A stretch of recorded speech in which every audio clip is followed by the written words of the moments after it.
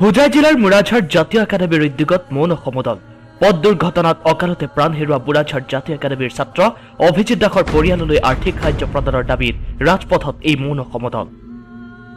যোৱা বৃহস্পতিবাৰে নিশা হোজাই নীলবাগান সংযোগী পথত পিতৃ অজিত দাস আৰু পুত্ৰ অভিজিৎ দাস হোজাইৰ পৰা বাইকেৰে আলহী খাব গৈ আহোঁতে ইন'ভা বাহনৰ লগত মুখামুখি সংঘৰ্ষ হোৱাত পিতৃ পুত্ৰৰ মৃত্যুক আঁকোৱালি ল'বলগীয়া হয়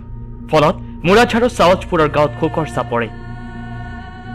সোমবাৰে মুৰাঝাৰ জাতীয় একাডেমী ছাত্ৰ ছাত্ৰীয়ে হাতে হাতে প্লে কাৰ্ড লৈ যান বাহন আইন মানি চলাৰ বাবে আহ্বান জনোৱাৰ লগতে অজিত দাস আৰু জাতীয় একাডেমীৰ ছাত্ৰ অভিজিৎ দাসৰ আত্মাৰ সদ্গতি কামনা কৰাৰ লগতে অজিত দাসৰ পৰিয়ালবৰ্গক অসম চৰকাৰ তথা যমুনামুখ সমষ্টিৰ বিধায়ক আব্দুৰ ৰহিম আজমলক আৰ্থিক সাহায্য প্ৰদানৰ বাবে আহ্বান জনায় যোৱা বৃহস্পতিবাৰে নিশা আমাৰ বিদ্যালয়ৰ সৰু বাৰ্টি পঞ্চম শ্ৰেণীত পঢ়ি আছিলে অভিজিৎ দাস আৰু তেওঁৰ পিতৃ পথ দুৰ্ঘটনাত নিহত হোৱাত আমি অতি মৰ্মাহিত হৈছোঁ সেয়েহে আজি বিদ্যালয়ৰ ফালৰ পৰা অসম চৰকাৰক আৰ্থিক সাহায্যৰ দাবীত মৌন সমদল ওলাইছোঁ যাতে অসম চৰকাৰে এই মৌন সমদলৰ যোগেদি এই দুৰ্ভোগীয় পৰিয়ালটোক আৰ্থিক সাহায্য প্ৰদান কৰে আমি আশাবাদী এই দুৰ্ভোগীয় পৰিয়ালটোক চৰকাৰে আৰ্থিক সাহায্য প্ৰদান কৰাৰ লগতে যান বাহন আইন মানি চলি